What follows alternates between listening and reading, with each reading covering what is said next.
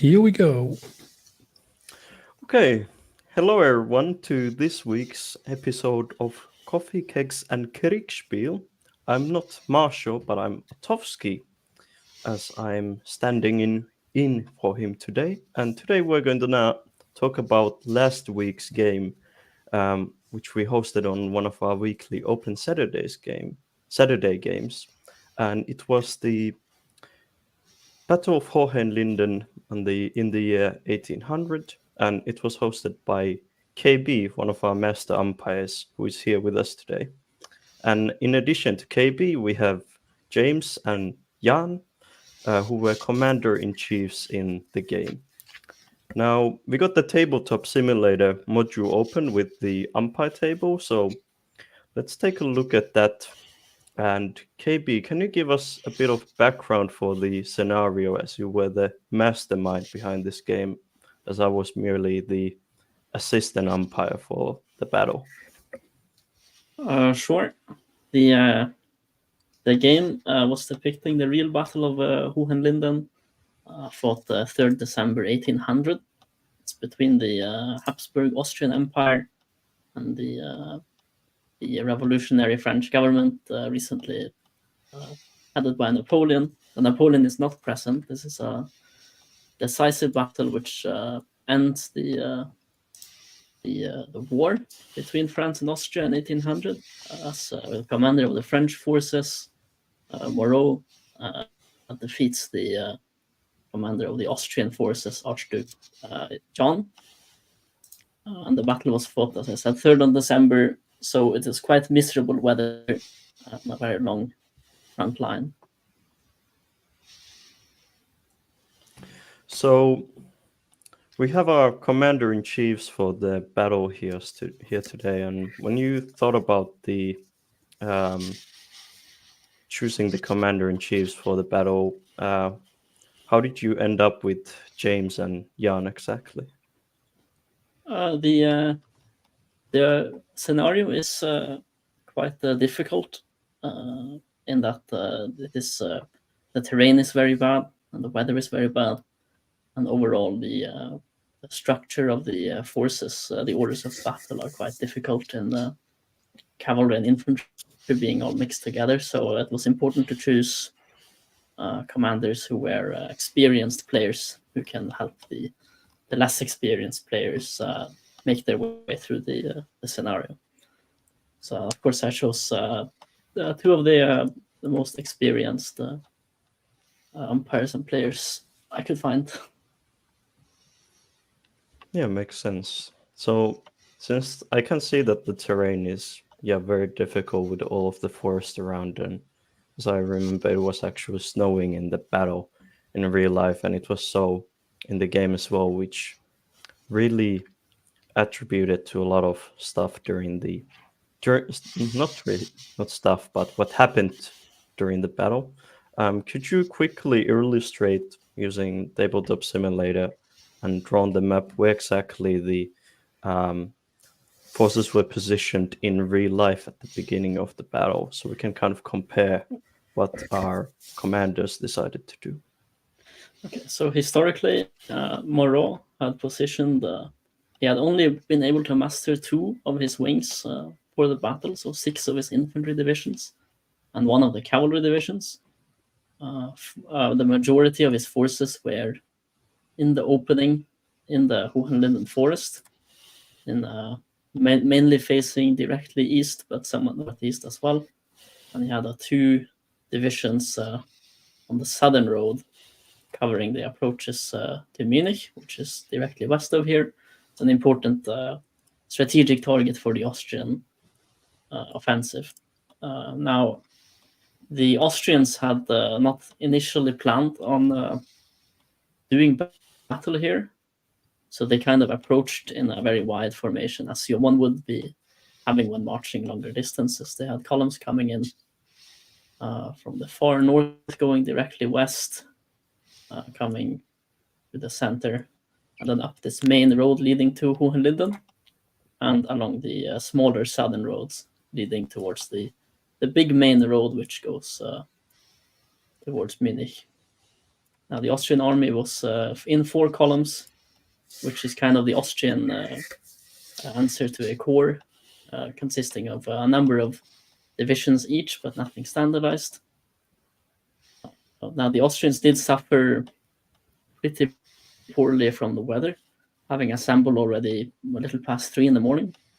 And as a result of this, a lot of the columns were not where they needed to be.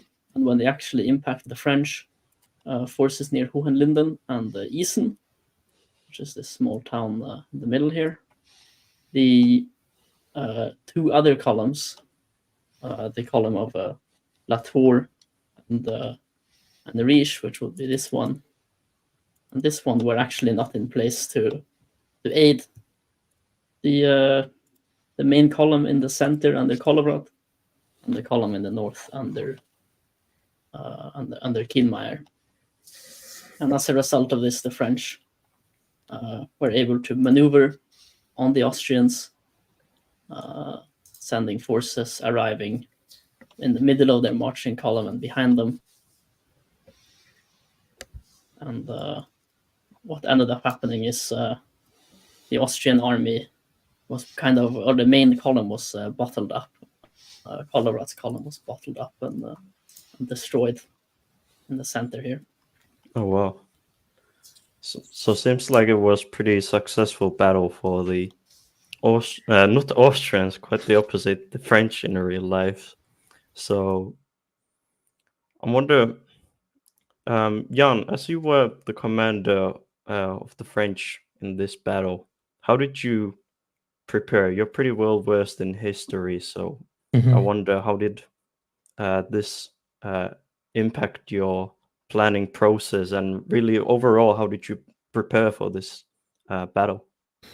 Yeah, that's a very interesting question, because I think with sort of restricted scenarios, or scenarios of restricted scope based on historical battles, you often find yourself like reproducing what was there in the past, because you know it worked, and so it should work again. Right, because there's always the question, like, could Napoleon pull off another Austerlitz? Like, if the coalition players know that he's there and how he's deployed and all that. So I tried purposefully to sort of ignore the historical context and ran a structured operations planning process, as it would be done in, or loosely based on how it would be done in a professional military context. That is sort of identifying the operational goals of that battle here. So looking at the locations of München or Munich and Freising further to the north, and the defensive position of the Isar, which is running to the west of this map. And then looking at the terrain, the potential approaches the enemy could take, and well, the most favorable ground for the French army to achieve the objective, that is screening Munich, and ideally destroying this army to, as you mentioned, reach an advantage that allows them to basically win the war here and end the war of the coalition. And doing that, that leads you to sort of similar findings as the historical commanders might have found, as was here the case. I mean, my main body was also deployed on the open ground, the ridges around Hohenlinden or Hohenlinden and north thereof, with the main effort in the south, like almost 3 divisions there, and a smaller detachment to the north, because the issue was that we didn't know where the enemy would approach, and that because of the weather conditions and sort of the situation that we historically, or in the scenario context, were just retreating the day before into this position, we didn't really know which roads the enemy would be coming. So that was one of the issues, and I guess when we talk about how the battle then unfolded, that sort of remained remained an issue, but that was one of the key aspects to sort of determine the plan and decide where the center of gravity of the enemy would be and how we could potentially counter that. Sounds like a valid choice of deployment. And to reiterate, can you tell us from going from south to north, how many divisions or corps exactly you had, for example, in the south, so we can see, as these lines on the map currently illustrate what happened in real life. It would be interesting to see how exactly you deployed your own forces. So how many troops did you have in the south and going to the north? And I also, if I remember correctly, you had some players that you have chosen beforehand on your side as wing commanders. So that would be interesting. Yes. So down in the south, and probably let me also grab the pen and draw so people know what I'm talking about. Down in the south here, I had the historical division of Deccan, who also maneuvered here, but augmented it with cavalry forces under Dode Pool. I'm not quite sure where he historically was. I don't believe he was down south, but and sort of took cavalry to reinforce Dode Pool. The players then changed that afterwards, but that was left to them. As I said, main effort being screening here, this position for a potential enemy approach here, and then scout in this direction and here find the enemy. And if there wasn't an enemy line of approach down here, there would probably be one on the main road that's along here. So then these guys would swing into the rear because the terrain allows to do that in this area. Then the main defensive lines were, and I will zoom in just a little bit more so people can see that, along these hills here we have Grouchy's division, Richepons's division with some forward elements, but mostly in reserve positions here. Grouchy also has a cavalry reserve. Then we have the Grenier's wing with Ney's division here with reserve elements, and Bastoul here with reserve elements, basically guarding all the roads going through the woods here, right? There's a brief TTS lag. Here we go. All those tiny roads are leading into the open and towards the west to Munich. And then what I did is take Legrand's division, put it up to the north. The idea was here to advance on Heiligenberg and basically screen this corridor, right, the flank of Ney's position. And if the enemy would approach en masse on this northern line of operations, then to fall back and basically just delay them. Didn't quite turn out that way in our battle, but that was the deployment and the idea.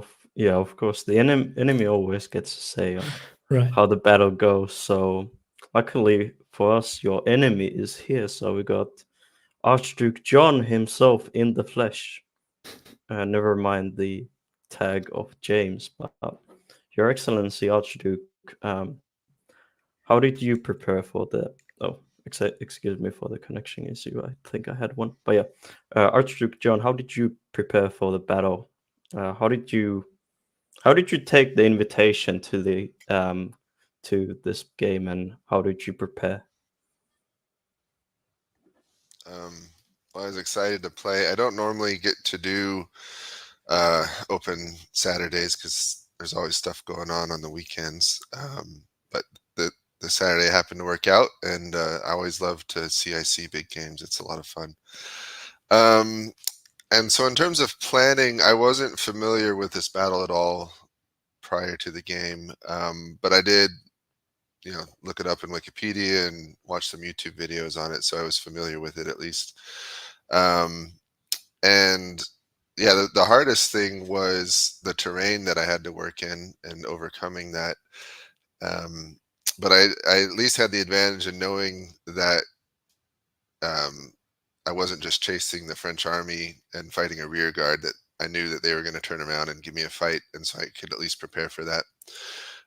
And so in terms of the plan, I knew, that historically the French had won by a big flanking attack from the south.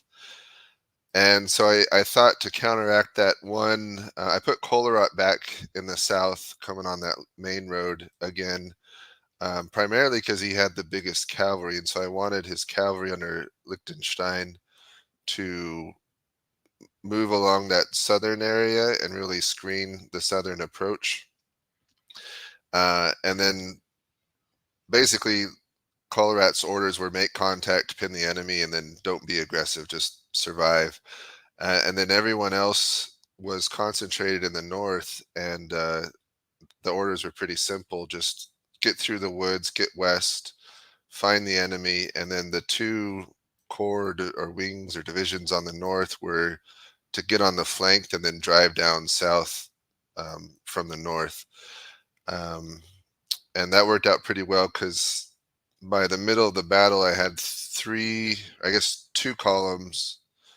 At Collerat in the south, I had, I forget all the names now, another one here kind of in the middle, and then two here were concentrated right on Legrand's division. So he's quite outnumbered, and so I guess I'm getting ahead of myself, but we were able to defeat him here and then start turning the flank and making our way south when the game was called. So it worked out well. It wasn't a super complicated plan. It's kind of simple, but that was what it was. So to go back a bit to history from the game world, KB, did you have any interesting observations, any similarities or any differences between the plan of the in-game French and in-game Austrians and their real-life counterparts? I thought there was a lot similar, but of course the result was different. But the most striking similarity is the deployment of Collerat. It was this center column here, which was coming down this road. Now, Collerat's column organizationally was not really meant to be fighting independent. It was primarily formed of grenadiers and the army cavalry reserve and artillery. So in real life, this was a huge disaster when Collerat came up to Hohenlinden and he was all by himself. No one had come to support him. So I thought it was interesting to see that similarity. In addition, the fun similarity is that Schwarzenberg is also the man to go into Isen in the morning, which was the same in real life, though. The largest difference historically is, of course, the Austrians being so much further north, heading this way. Something which Moreau was historically worried about, as he had deployed the l'Espagne brigade up at I forget how to say this, at Erdingen or Erding, to guard the crossing over the Isen there, fearing such a flanking move. In addition, the other big difference is the deployment of Legrand being north of the woods, as historically the entire French force was in the woods or south of the woods. So there was a common understanding, it seems, from looking at the Kriegspiel scenario, that the north is important, which it was in real life as well, of course. But it seems to be a greater investment in the northern end than there was in reality.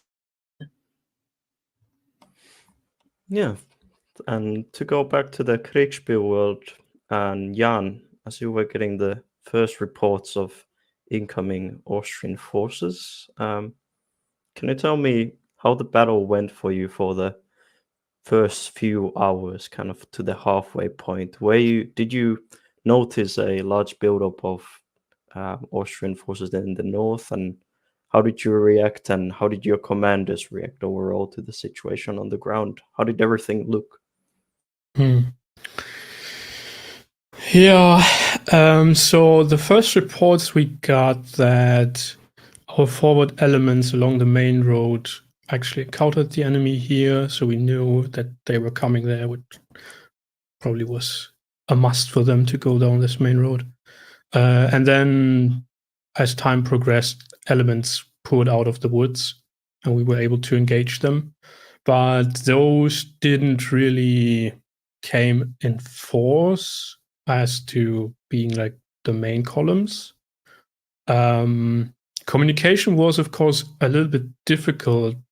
I mean, I tried to stay in Hohenlinden most of the time so that people would know where to send the dispatches, and tried to coordinate the defensive position down here and the players I had. And then at one point, news came from the north that they were under attack, but it didn't really specify how large the enemy force would be. And down from the south, I didn't really hear that much, but there's also a very long way to go for a courier here through the snow. Up until basically the turning point when messages came from both flanks that they were basically forced to give ground, and that Legrand at some point then was unable to rally his men because he had apparently committed to a fight instead of a delaying action and withdrawing to the west. But yeah, then sort of surprisingly, or as a positive surprise, came to me that Descamps had actually launched his movement not as far to the east as KB indicated, so not in this direction, but rather they poured out here and were basically able to directly support this defensive position against the Austrian attack, which was supposed to be, as far as I know from the debriefing, to be a coordinated attack with the Bavarians, which came out of the woods here, but that didn't really play out that well that way. So that was in our favor. So, well, the French were reacting to the Austrian attack. What was happening in the Austrian headquarters? So, around to the halfway point of the battle, how was your what you called simple plan progressing? Was the situation still simple, James? Well, by the middle of the battle, I didn't know. So I had recruited Chief and Gen TJ9 to be my trusty corps commanders. So Chief was playing Collerat and Jen was playing Schwarzenberg. And I was hearing from them. I co-located with Collerat to start with because I figured he'd make first contact, and I figured the French would be in Hohenlinden. So I kind of wanted to see what the French position looked like. And I was planning to stick with him or Schwarzenberg most of the game. But as Collerat's or the Steinsky's column was deploying and starting to fight, we really weren't getting any intel from anyone, especially in the north, and I had no clue how things were going on there. And we also weren't hearing from Liechtenstein, so I basically had no clue. And so I had to leave Collerat, and I just made my way north through the middle of the game, and I ended up in the north. There were some newer or completely new players commanding the northern columns, and they didn't know to send dispatches or reply to me. And so I basically, once I got north, I had to stay up there to coordinate all their actions because we were quite jumbled up.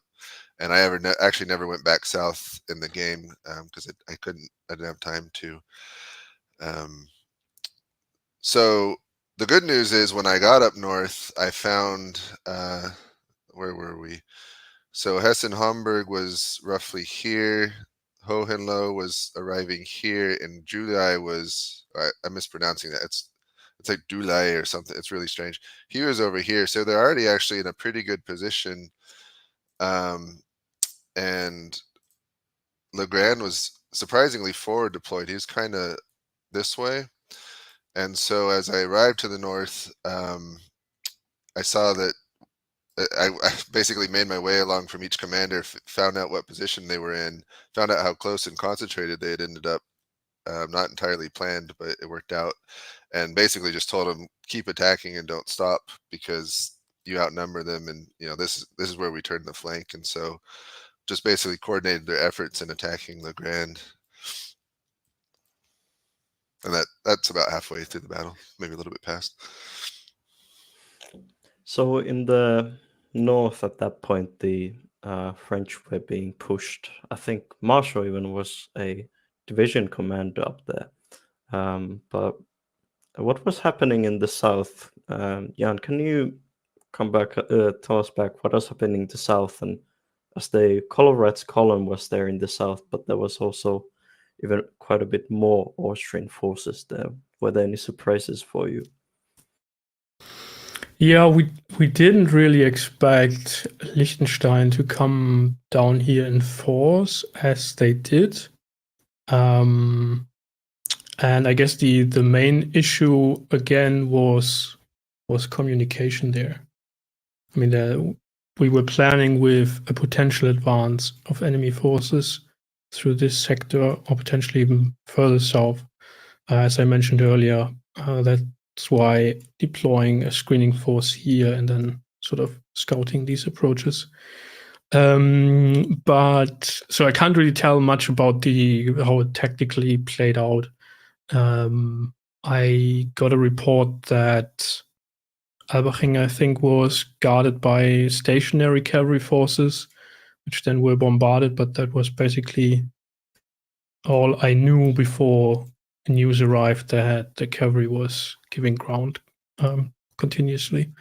It sort of played out that the Caen's movement up north basically happened while the enemy was still moving in. So the enemy arrived here when the Caen arrived up there. So they basically passed each other. Could have gone horribly wrong, I guess, or at least the situation at Hohenlinden could have looked significantly differently if those brigades had not arrived. And players-wise, because you asked that earlier, I had picked Achilles as stood pool as the cavalry down here, sort of also as the overall commander of the main effort in the south. I had Peter as Grenier to coordinate this wing, the northern wing, and I had Marshall as Le Grand, because I had hoped that he would be in a position to fight the delaying action I wish to see. I see. Good appointments to command, I'm sure. Now, KB or Christian, can you tell us after this halfway point, as I think both sides had more or less shown their cards and what they were planning to do with their maneuvers. Can you help illustrate on the map where the quote unquote Napoleonic front lines were during the last parts of the battle in terms of the game world, and where were the main clashes, do you think, of this battle happened during this Open Saturday game? Sure, there were really 4 primary sort of engagements which were running. In my opinion, looking at the halfway point and onwards, it was this whole Austrian movement against Le Grand in the north, which was described as a flanking movement, and there was a running battle up there. There was the attempts by Kienmeyer's column, which is Archduke Ferdinand and Schwarzenberg, to push through the open points here and come out there. And then that's the second one. And then the third one is Zweibrücken, the Bavarian contingent commander, coming through directly at Hohenlinden from the east, together with Colorado. And then the fourth and final big series of engagement was the running cavalry battle, which was initiated near Albaching, which saw the French and the Austrian cavalry kind of go back and forth at it in this southern stretch. And at the halfway point, it was really looking like the north was looking very bad for the French. Le Grand was being or about to be beaten. The south was looking bad for the French, as well as the Outpool had given good effort and definitely held his own. He was very outnumbered, but was eventually forced back. Whereas the two center engagements were actually looking very good for the French, as the southern division under Dacan was coming up this road here, with one brigade coming up this road and into the rear of Colorado, and the Austrians having attempted an attack on Hohenlinden and been repulsed. In addition, Schwarzenberg had been counterattacked, and Schwarzenberg had himself been captured and his division routed towards Essen into the forest, though the French had not pursued. So as halfway point begins to turn towards the ending, it really is looking like the French are doing very well in the middle, but very poorly on both of the far flanks. All right, so with the whole situation unfolded around us, with the Austrians pushing in the north, but Colorado doing a bit poorer in the south, we're going to start wrapping this up. But before that, I want to hear the last remarks of our two commanders here. So, Commander-in-Chief Jan, General Moreau, you commanded. Go ahead. Actually, in your words, no need for lead-up questions since it is all here. So, what were you thinking here, for example? Yeah, so I found that was a pretty interesting battle. The overall, also the historical scenario is fascinating.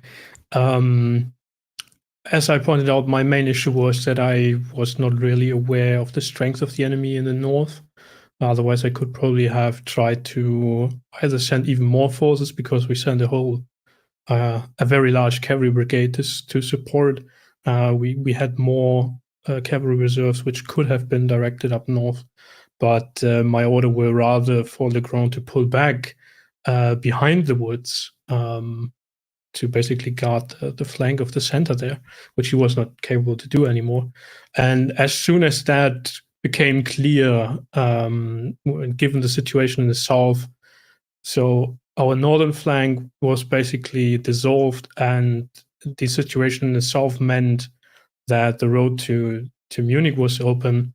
It was clear to me that even though we were winning in the center, we had to call an overall retreat to save the army, and then sort of join up with the other wings of the army which are not present here. Thank you. And then Archduke John, what do you think when you're looking at, what were you thinking in the game when you were at this point in the battle, and what do you think now after it? Yeah, throughout the whole game, my biggest worry was getting flanked from the south, just as had been done historically. And I was even more worried when, one, we weren't hearing from Liechtenstein very much, and two, when we were hearing him, he was talking about French being, I think he mentioned at one point Hog, although I think those were just scouts. But it seemed like the cavalry that were supposed to be screening the infantry's flank was miles and miles behind, and I hadn't heard any good news from there, what little news I heard. And so I was worried that the French had free rein down there, and Colorado was about to get flanked again. So I had actually sent a couple of dispatches to Colorado that, he had permission to even pull back. He should use some infantry to watch his southern flank. And but I think those dispatches reached him too late, because I think by the time they would have reached him, he'd been captured by the flanking force, and that was my big concern the whole game. I didn't. Kindmeyer had a harder time than I thought he would, and so by the middle of the game, I was originally just going to have Colorado be the anvil and everyone else the hammer, but Kleinmeyer was having such a hard time. Well, one, they didn't have much room to deploy in, but getting through the woods and then in that concentrated French position, they couldn't get through. And so I also told him, all right, you're the anvil as well. Don't be aggressive. Just hold your ground. Although I think by the time the dispatch got to him, Schwarzenberg had already gotten captured and he was in trouble as well. The only good thing was, I guess, towards the end, the cavalry in the south was doing well and started capturing stuff. And then in the north, I was feeling quite confident. I had Mervelt was about to come around here on this flank, and then I was going to send the three divisions down from the north. And that would have been interesting to play out and see what happened. But with the center broken / breaking, I think Jan was wise to call the retreat at that point, but I think he could have kept fighting and he may still have won the battle had he not. I don't know if we would have won or not, with two of my strongest wings pretty much broken or captured. So, but I think in the end, the large flanking attack from the north had a pretty big demoralizing effect on Legrand, and then that transferred to the rest of the army. And so it may have not have been as huge a human impact as it was a morale impact to have the Austrians coming down on the north flank like that. So it was a very tough fight overall. Jan's a worthy opponent. Of course, this game would have not happened without its game host, KB Christian.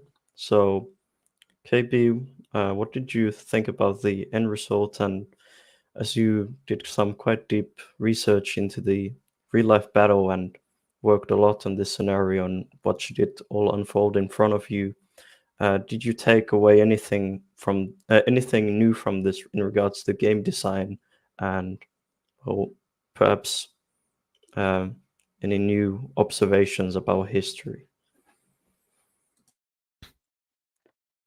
Sure. I thought in terms of the history, I thought it was actually a very believable result. What could have happened, which I'm very happy with. You always want to have not a historical reenactment in the games, but you definitely want to have it be grounded in reality and have outcomes that are believable. Also, in terms of game design, I think it was a big concern developing this that the players weren't going to be able to see the enemy or fight the enemy or have any kind of impact. So historically, the columns were very long, and a lot of the Austrian division commanders didn't really know where they were or what they were doing or who, like what the real problem was once the fighting had started. So there was a huge problem for in terms of game design to actually have the players have some kind of agency in what happens to their command and such. But eventually that was, I think it was solved quite all right in giving the commanders a lot more autonomy in terms of how they were to initially deploy their positions or the marching columns, especially the Austrians, and to fast forward through quite a bit of the marching before the game and then the final bit of the marching with longer turns at the very beginning of the game. So that's certainly a lesson. You want to give the players a lot of agency, and they'll probably find a way to get into contact with the enemy then. Yeah, it was a quite successful game. We had nearly, I think, we're talking about seconds of deviation from real life and in game time. So it was quite well run, and we had some, well, you especially had some great feedback as a game host, and it was really glorious to see unfold. Now I think we're gonna end today's episode here and this week's episode here. So if anyone ever wants to play in any of these weekly Kriegspiel games, this especially I think had about 40 participants, and the vast majority of them were newcomers. So you're always free to come and join the IKS and experience this yourself. And well, I think me, KB, Jan, and James, we will all see you on the battlefield. So bye bye. Bye bye. Thanks a lot. Thanks, guys.